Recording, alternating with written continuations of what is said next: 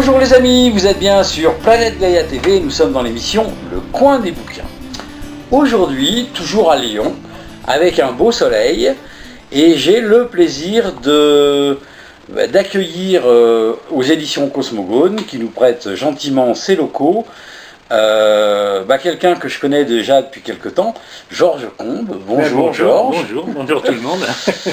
Alors Georges Combes, comment dire, je vais te laisser te présenter, ça va être plus simple. Là. Alors Georges, pour les quelques téléspectateurs qui ne te connaissent pas encore, est-ce que tu pourrais dire en quelques mots qui tu es, ton parcours et surtout comment t'en es arrivé là? À l'âge de 12-13 ans, on va remonter loin, à l'âge de 12-13 ans, j'ai voulu faire des films.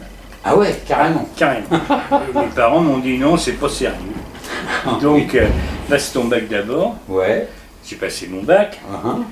Après, ils m'ont dit, oh, mais ça suffit pas, faut que tu aies quelque chose d'autre. Ouais. Donc, j'ai fait une fac de lettres, à D'accord. côté d'ici d'ailleurs, une licence de lettres. Et puis après, je leur ai dit, maintenant vous êtes contents, donc je vais aller faire des films.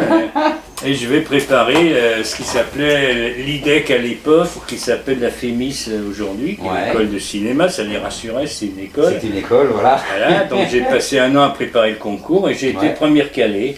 C'est pas drôle. Ok.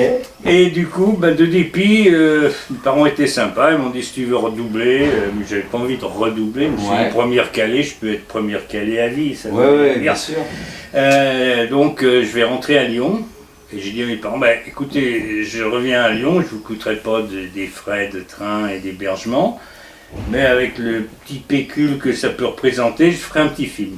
Et je ne foutrai rien à la fac.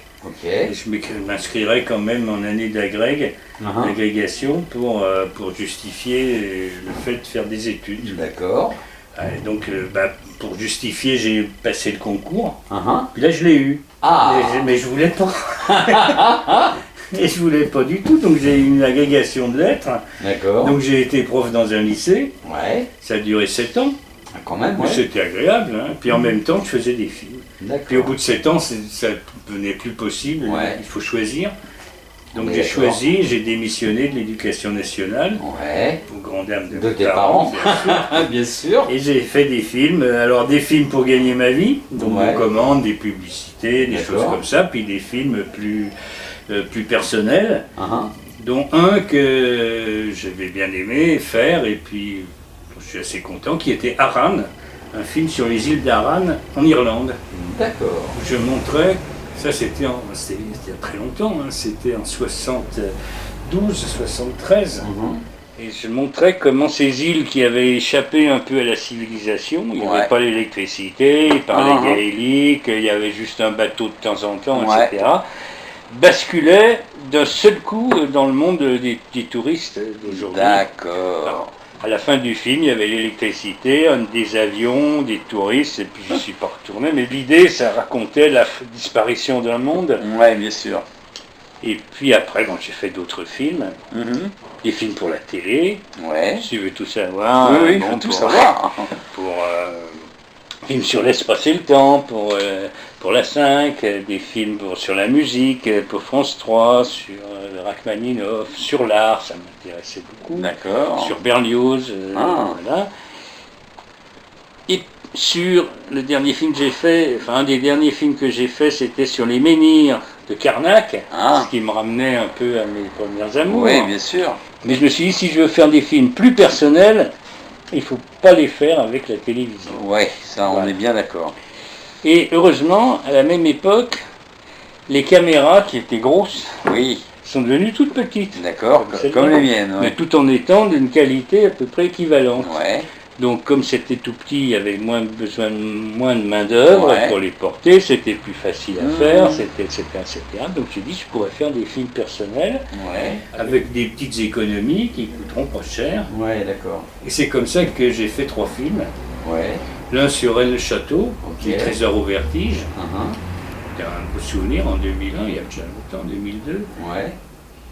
L'autre avec Patrick Burenstenas Oui, sur l'alchimie, le voyage bien sûr, alchimique, bien sûr. où là on est parti en pensant faire ce qu'il racontait, c'est-à-dire le voyage de l'alchimiste, il part de Bruxelles, il va à Saint-Jacques et puis il revient. Je me suis dit, bon, en 50 minutes, on va faire un petit film comme ça. Oui. Alors on est parti à Bruxelles et puis quand j'ai commencé à monter, rien que Bruxelles, ça faisait déjà 1 heure.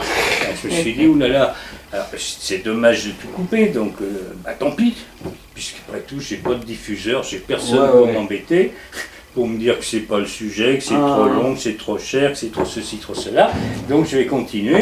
Chartres, ça fait 1 heure, le Mont-Saint-Michel 1 heure, voilà, et ça fait 7h30 à la fin, et un film qui marche toujours d'ailleurs. Tout à fait. Toujours, et c'est avec joie d'ailleurs. J'ai mis mes économies dedans, bien sûr.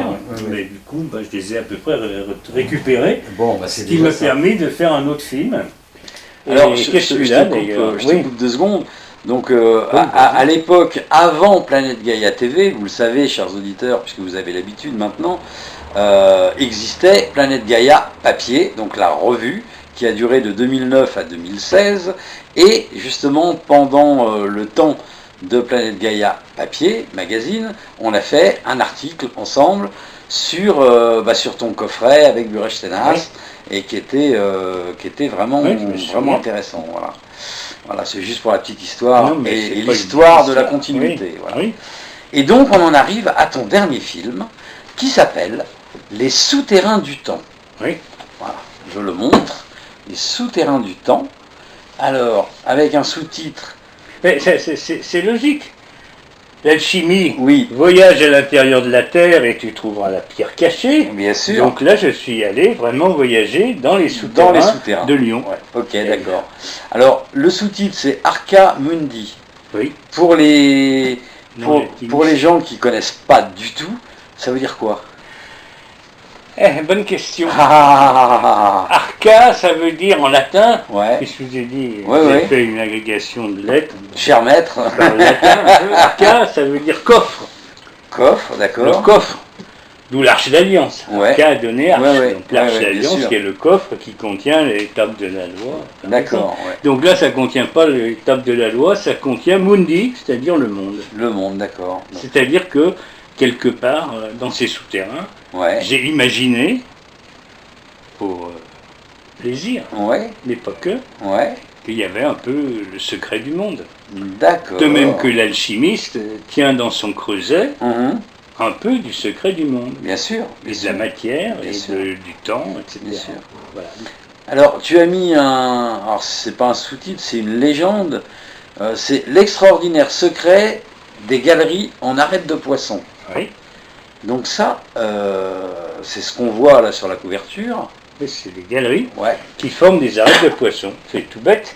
C'est qu'il y a une artère centrale sous la terre avec des branches mais qui font toutes 30 mètres, 32 mètres de long, et qui se terminent par un mur, on ne sait pas pourquoi. Et ça forme une sorte comme un squelette, une arête de poisson. D'accord. Voilà. D'où le nom arête de poisson. D'ailleurs, on me lance. On est là pour ça. Le premier nom de ces souterrains qui ont été découverts dans les années 50 à Lyon suite à un éboulement d'une rue, les services de la ville, quand ils ont découvert cette espèce de monument souterrain, ils ont appelé ça les épis de blé. Oui, d'accord. Et puis, curieusement, ils ont changé le nom, 2-3 ans, ils ont dit, oh non, c'est plutôt des arêtes de poisson. D'accord. Donc, du blé, on est passé au poisson. C'est assez symbolique. C'est très symbolique, bien sûr. Ce qui prouve que les employés de la ville avaient, consciemment ou non, une science du symbole intéressante. Oui, non, tout à fait. Et alors, ces arêtes de poisson, elles sont sous la colline, ça tombe bien, de la Croix-Rousse. Elles partent du Rhône et elles montent jusqu'au sommet, à 30 mètres sous terre et en escalier. D'accord. Et elles ont été construites d'après les archéologues qui ont fait des datations carbone 14 qui sont à peu près exactes et vérifiées aujourd'hui au temps des Romains. L'an 0, au début de l'occupation romaine de Lyon qui s'appelait Lugdunum, la colline du dieu Lug. Du dieu Lug, oui, tout à fait. Ok. Alors, c'est une enquête. Oui, c'est une enquête. Alors, ces arêtes de poisson, à quoi ça sert? pas qu'on n'en sait rien. C'est pour ça que j'ai fait un film. J'aime faire des films, vous l'avez deviné, hein, sur les mystères. Sinon, s'il n'y a pas de mystère, il n'y a pas de film. Exactement. Alors, Rennes-le-Château, il y a le mystère de la Bessonnière et de son fameux trésor. L'alchimie, il y a le mystère de l'alchimie. Est-ce qu'il fait vraiment de l'or? Est-ce qu'il n'en fait pas? À quoi ça sert l'alchimie? Est-ce qu'il a la pierre? Est-ce qu'il l'a pas? Est-ce qu'il est immortel? Est-ce qu'il l'est pas? Et les arêtes de poisson, pourquoi un tel ouvrage?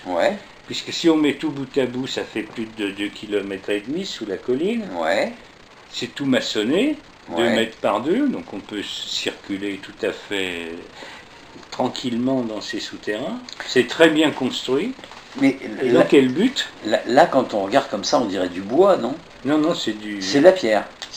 Oui, c'est de la pierre. D'accord. La pierre de Mâcon, qui viennent des carrières au nord de Mâcon, qui sont des carrières. Il y a des Saint-Martin-Belle-Roche, c'est des carrières qui existent toujours. Le nom du village, c'est Belle-Roche, ce qui montre bien qu'il y avait des pierres intéressantes à cet endroit, notamment avec du quartz. Donc c'est construit avec ces pierres-là. Alors que toute la ville de Lyon à l'époque est construite avec les carrières du Mont d'Or qui sont à 15 km. Bien sûr. Donc ils se sont donné du mal pour faire ça. Donc il y avait une vraie intention. Et puis le plan est extrêmement compliqué. Donc il y avait aussi, ils n'ont pas fait ça au hasard pour s'amuser ou pour chercher du minerai, etc. Alors est-ce que c'est pour cacher quelque chose dans un coffre? Ou est-ce que c'est le coffre lui-même qui peut servir? Alors, la première idée qui vient quand on voit la structure, attends, pour montrer des extraits du film, c'est plus sensible que là-dessus, c'est une antenne râteau de télévision. Ah oui, d'accord. Bon, mais non, c'est pas une antenne de télévision. Rassurons-nous.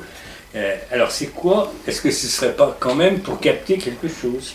Vous pourrez mettre quelque chose. Et ça marche dans les deux sens. Je pense plutôt pour capter. Pour capter, d'accord. Puisqu'au-dessus de ces arêtes de poissons, juste au-dessus, au sommet de la colline de la Croix-Rousse, il y avait un sanctuaire qui s'appelle le sanctuaire des Trois Gaules, qui est construit avec, non pas comme un temple romain, c'est pas la maison carrée, ou le temple d'Auguste et Livy à Vienne, c'est pas du tout un temple comme le Parthénon.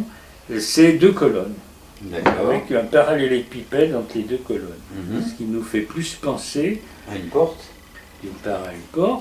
aux 2 colonnes du temple de Jérusalem, et avec un parallélépipède qui pourrait évoquer l'arche d'alliance, Arca Mundi. D'accord. Et alors, la surprise, je ne vais pas tout raconter, mais ça je vais vous raconter, je me suis dit, mais c'est que quand j'ai fait ce film, je voulais faire là aussi un petit film de 50 minutes, je suis souterrain, au bout d'une demi-heure, on en aura marre de voir un bout de tunnel.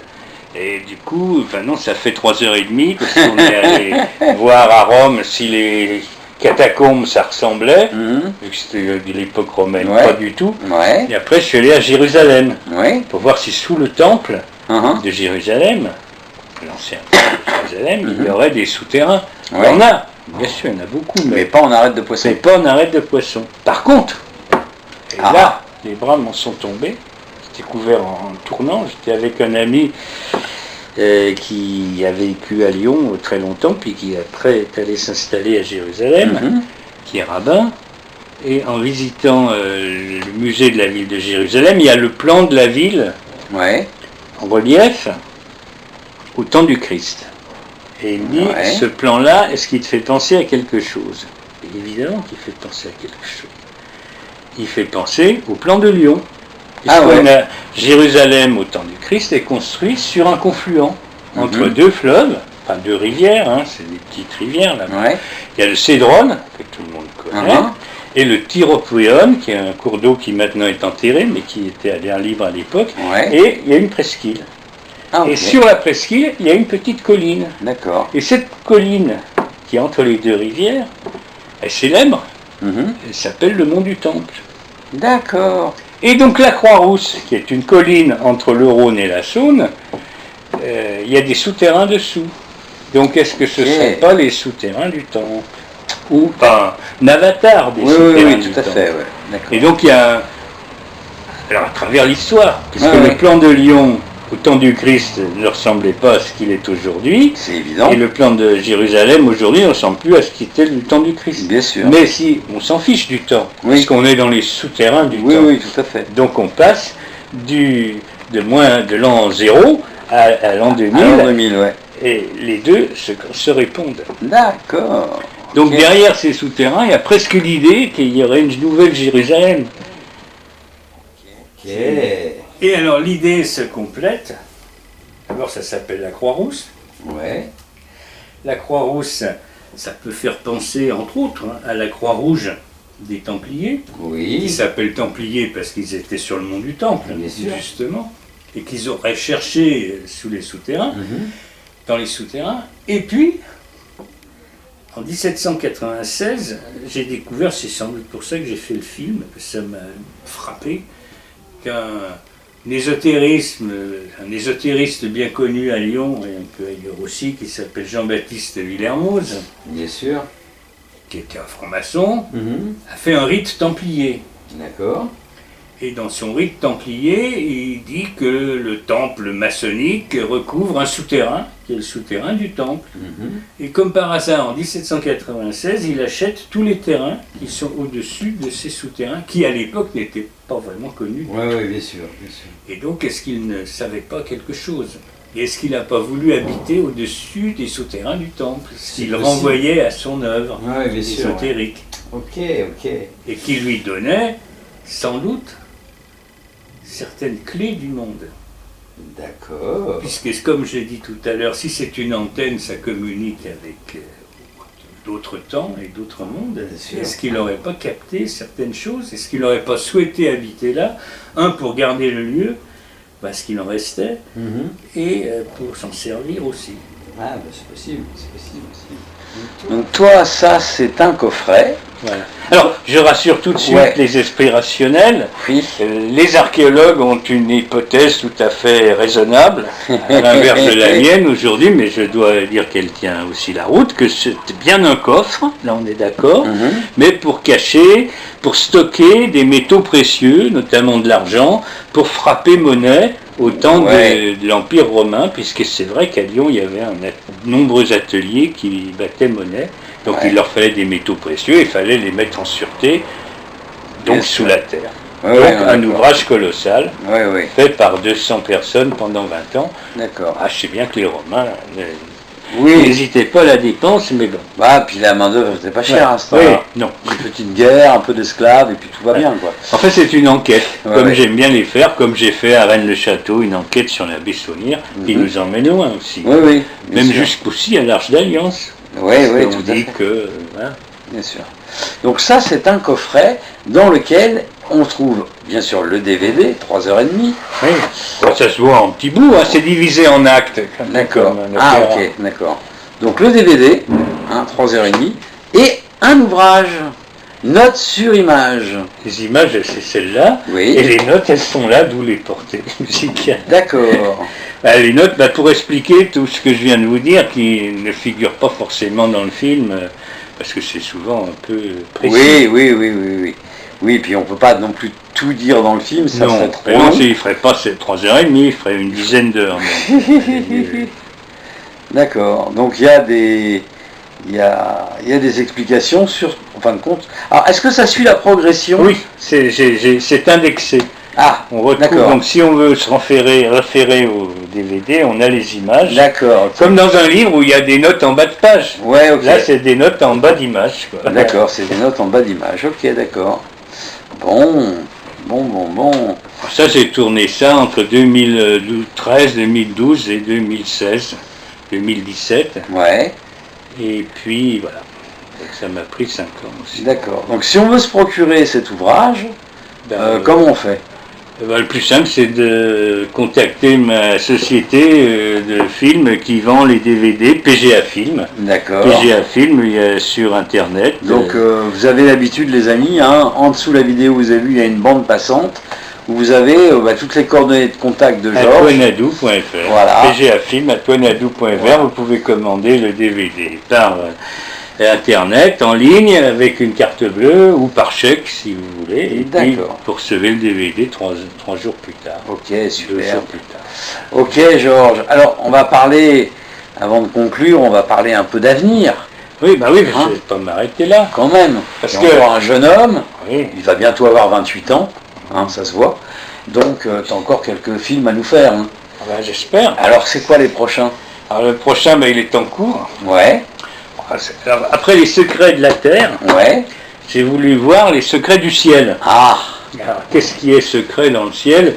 Ben, il y a des objets volants qu'on ne sait pas trop ce que c'est, qu'on appelle... serait-il identifié? Non, Non, comme les justement. souterrains, c'est un peu un objet souterrain non identifié. Voilà. Et bien là, après, c'est un objet aérien non identifié. D'accord. Peut-être qu'il raconte la même chose d'ailleurs. J'en C'est sais possible, rien. c'est possible. J'en sais rien. Vous en saurez plus Ah bah oui, en regardant le film qui va sortir bientôt, l'année prochaine. l'année prochaine. 2020.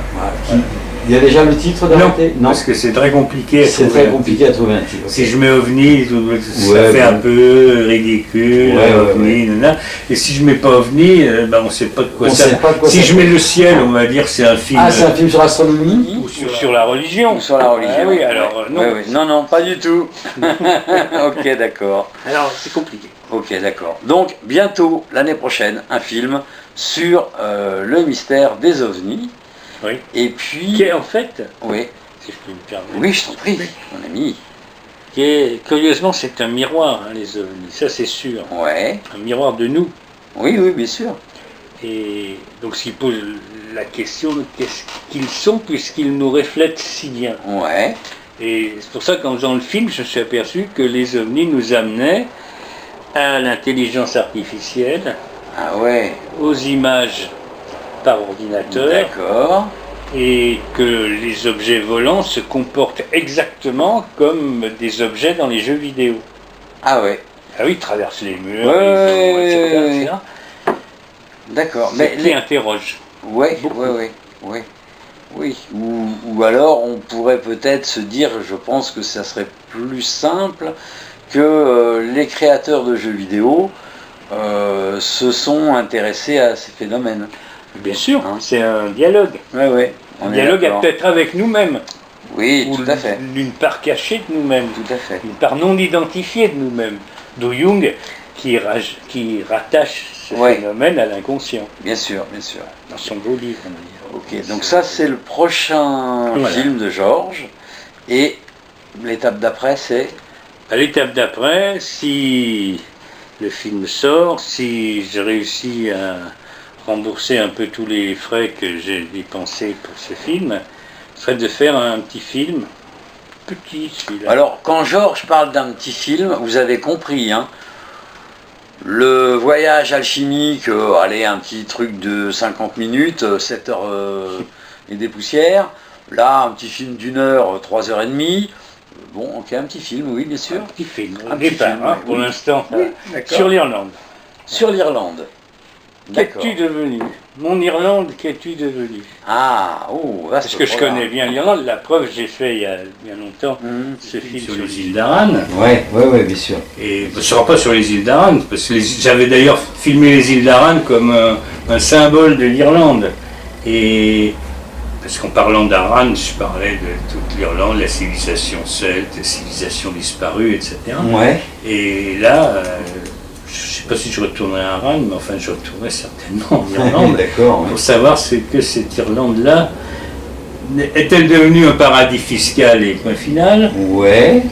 A-t-elle gardé ses racines Mhm. celtes? C'est une question. C'est une question, bien sûr. Ouais.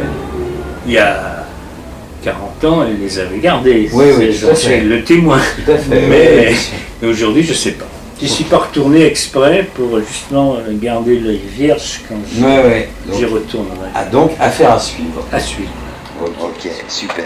Bah écoute, Georges, ça nous permettra de faire d'autres vidéos. Ah oui, oui. Voilà, où on présentera tes nouveaux films. Ouais.